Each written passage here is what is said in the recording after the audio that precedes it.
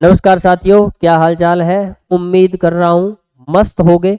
आज हम थर्मोडायनेमिक्स का नेक्स्ट लेक्चर पढ़ेंगे, जिसमें हम बात करेंगे आइसोबैरिक प्रोसेस की। किसकी? Isobaric process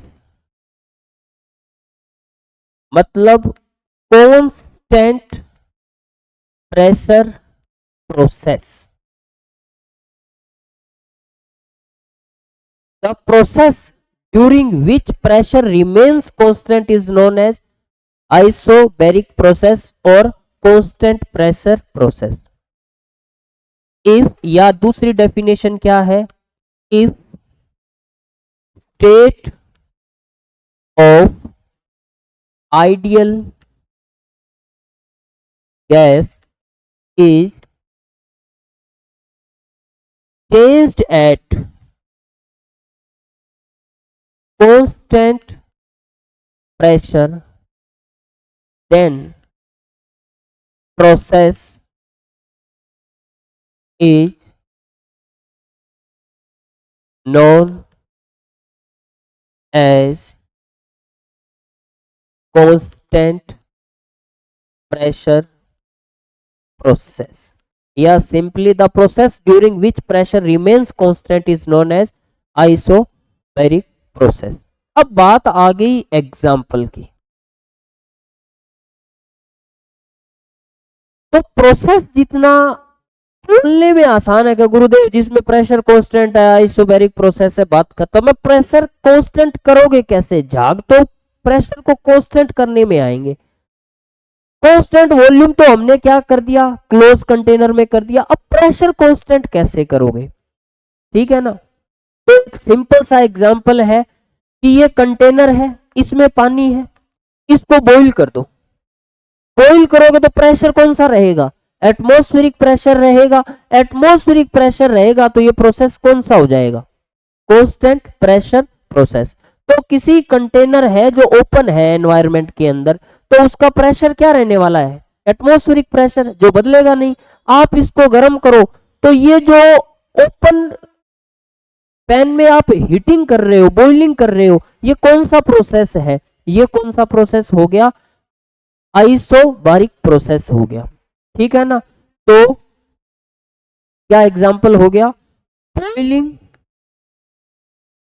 of water in open pan. फिर आप कह सकते हो सर आपने फर्स्ट लेक्चर के अंदर बताया था कि थर्मोडायनेमिक्स में वर्किंग मीडियम क्या है? गैसेज है।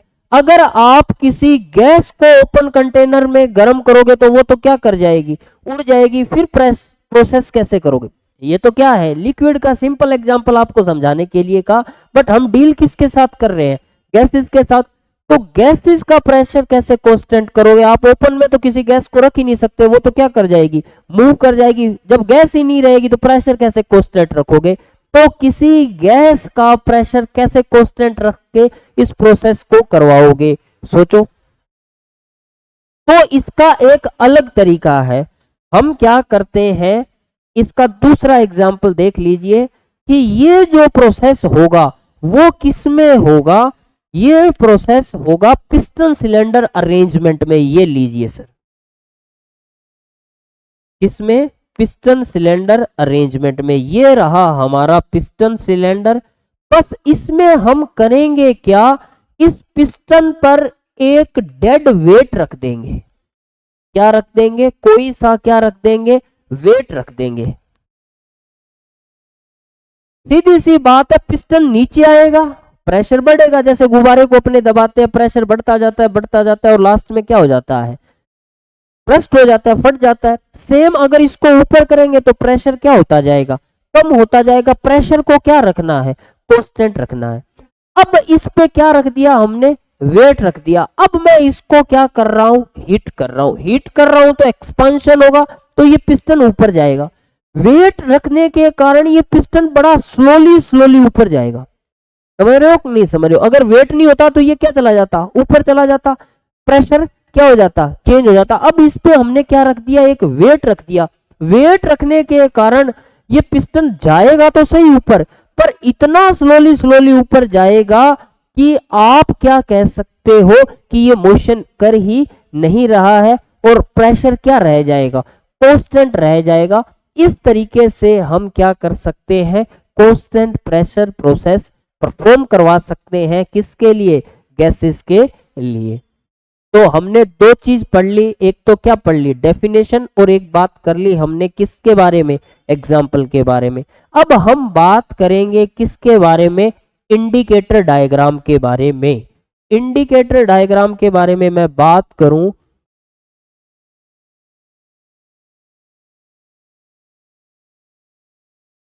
तो कैसे बनेगा इसका इंडिकेटर डायग्राम। इसका इंडिकेटर डायग्राम प्रेशर, ये रहा वॉल्यूम। हमें क्या रखना है, प्रेशर को क्या रखना है जी, कांस्टेंट रखना है। तो प्रेशर को कांस्टेंट रखेंगे तो ये लीजिए, ये एक प्रोसेस है P1 V1 से कहां चला गया, P2 V2। इस प्रोसेस के दौरान देखिए क्या प्रेशर बदल रहा है, क्या दोनों पूरे प्रोसेस के दौरान ये प्रेशर P कांस्टेंट है। मतलब P1 बराबर है P2 के बराबर है किसके, P के।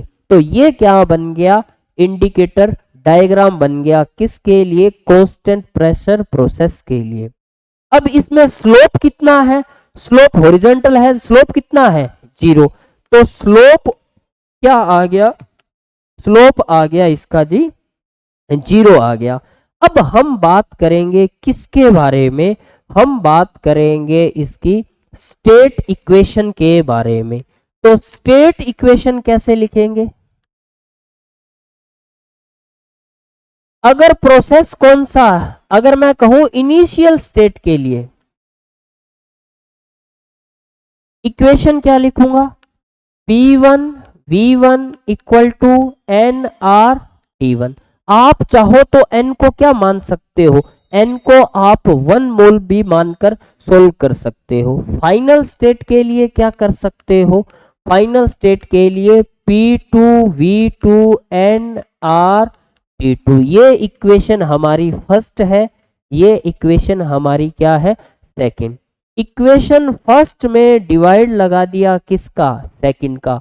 तो क्या आ गया, P1 V1 upon P2 V2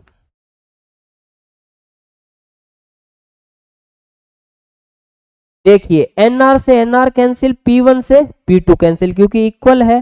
तो V1 अपॉन V2 इक्वल क्या आ गया, T1 अपॉन T2। अब क्या होगा, अब देखिए ऐसे लिख दूं, V1 T1 बराबर क्या होगा, V2 T2। अगर ज्यादा होता हो V3 upon T3, V4 upon T4, ये इस तरीके से चलता जाएगा। तो कुल मिला के मैं जनरल फॉर्म में क्या लिख सकता हूं कि वॉल्यूम और टेम्परेचर का जो रेशो है वो क्या रहने वाला है, कांस्टेंट रहने वाला है।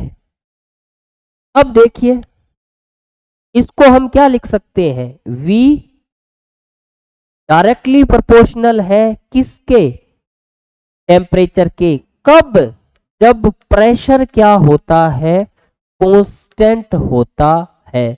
इस लॉ को बोलते हैं चार्ल्स लॉ। क्या बोलते हैं, चार्ल्स लॉ।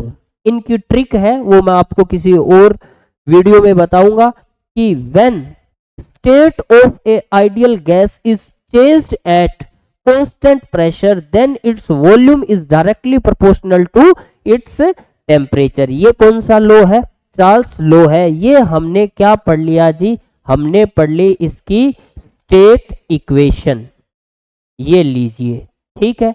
अब हम क्या निकालेंगे, वर्क डन निकालेंगे। क्या निकालेंगे जी, वर्क डन, ये लीजिए।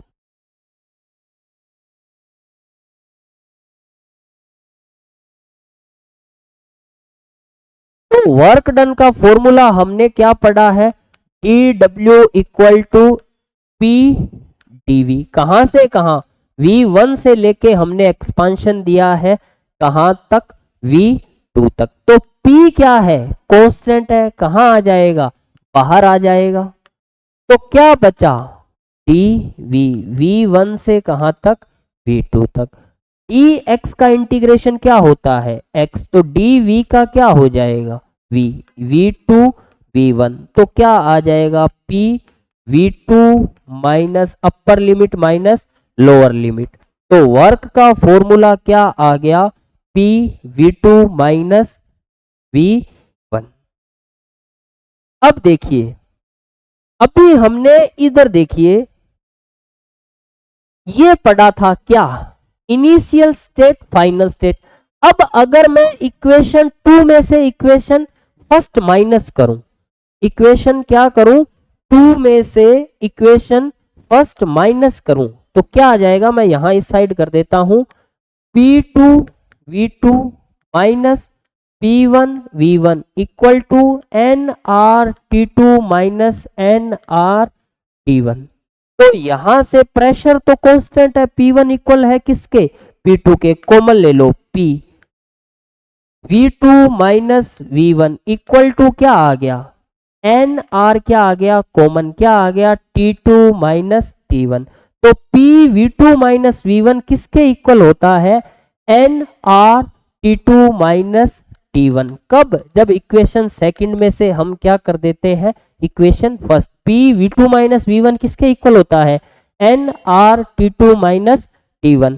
तो ये लीजिए P V2 माइनस V1 की जगह मैं क्या लिख सकता हूं N R T2 minus T1। ये हमारे पास वर्क का एक और फॉर्मूला आ गया, क्यों, क्योंकि P V2 माइनस V1 किसके इक्वल होता है N R T2 minus T1। जितने ज्यादा हमारे पास फॉर्मूले आएंगे उतने ही ज्यादा टाइप के हम न्यूमेरिकल क्या कर सकते हैं सॉल्व कर सकते हैं। तो ये क्या आ गए वर्क के फॉर्मूले आ गए किसके लिए कांस्टेंट प्रेशर प्रोसेस के लिए। अब हमें एक लास्ट चीज कैलकुलेट करनी है, वो क्या, चेंज इन इंटरनल एनर्जी। तो चेंज इन इंटरनल एनर्जी कैसे कैलकुलेट होगी जी, ये देखिए, तो change in internal energy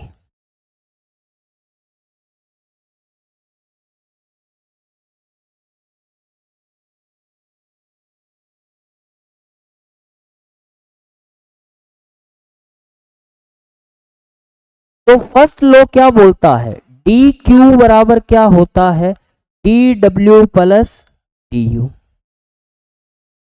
D Q D W अभी हमने क्या पढ़ा है, अगर आप डी यू निकालना चाहो तो डी यू क्या हो जाएगा D Q minus D W, एक फॉर्मूला तो ये बन गया। और देखिए डी डब्ल्यू की जगह मैं क्या लिख सकता हूं P V two minus V one. Change in internal energy की जगह मैं क्या लिख सकता हूं U two minus U one. और डी क्यू की जगह क्या लिखा जा सकता है N CP D T. Last class में मैंने बताया था डी क्यू बराबर क्या होता है एम सी डी टी। मास किलोग्राम में ना लेके किस में ले ले नंबर ऑफ मोल्स में। और सी स्पेसिफिक हीट दो टाइप की होती है सीपी और सीवी। हमारे अब कौन सी चीज कांस्टेंट है प्रेशर कांस्टेंट है, तो सी की जगह मैं क्या लिख सकता हूं सीपी और dt। तो डी क्यू का हमारे पास फॉर्मूला क्या आ गया N C P D T.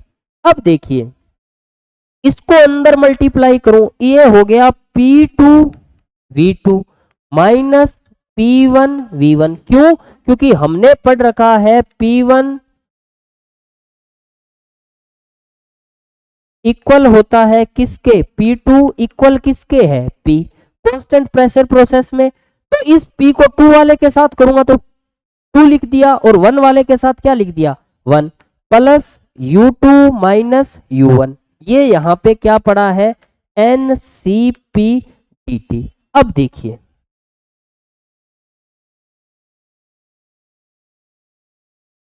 क्या मैं इसको ऐसे लिख दूं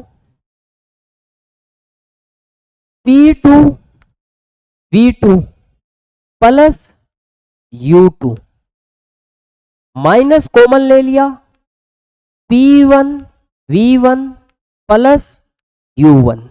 ये क्या आ गया, NCPDT। एक और टर्म होती है एंथैल्पी। एंथैल्पी को किससे लिखते हैं, H। प्रेशर वॉल्यूम के मल्टीप्लाई में जब आप इंटरनल एनर्जी को ऐड कर देते हो तो जो टर्म बनती है उसको बोलते हैं हम एंथैल्पी। क्या बोलते हैं, एंथैल्पी। अब देखिए, तो प्रेशर वॉल्यूम का मल्टीप्लाई है और उसमें क्या जोड़ दिया, इंटरनल एनर्जी, ये हो जाएगी एंथैल्पी H2। ये क्या हो जाएगी, एंथैल्पी H1। ये क्या पड़ी है, NCPDT। अब देखिए H2 माइनस H1 क्या आ गया, DH, change in enthalpy, NCPDT। CP क्या आ गया, DH अपॉन NDT। अगर मैं इफ N इक्वल टू क्या ले लिया जाए, 1, और DT चेंज इन टेम्परेचर क्या कर दिया जाए, 1, तो CP क्या होती है, DH। यूनिट मोल गैस का यूनिट टेम्परेचर चेंज करने पर जितना उसकी एंथैल्पी में चेंज आता है उसी को हम क्या बोलते हैं, specific heat at constant pressure. क्या बोलते हैं, specific heat at constant pressure.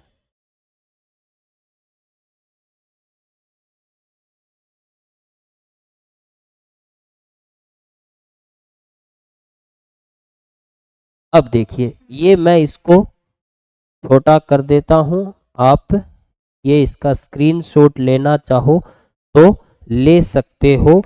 तो हमने क्या पढ़ा है, एंथैल्पी किसके इक्वल होती है, प्रोडक्ट ऑफ प्रेशर वॉल्यूम में जब इंटरनल एनर्जी को ऐड कर दिया जाता है तो उस टर्म को हम क्या बोलते हैं, एंथैल्पी। ये हमारा कांस्टेंट प्रेशर प्रोसेस क्या हो गया, कंप्लीट हो गया। उम्मीद करता हूं आप समझ गए होंगे। जय हिंद, जय भारत।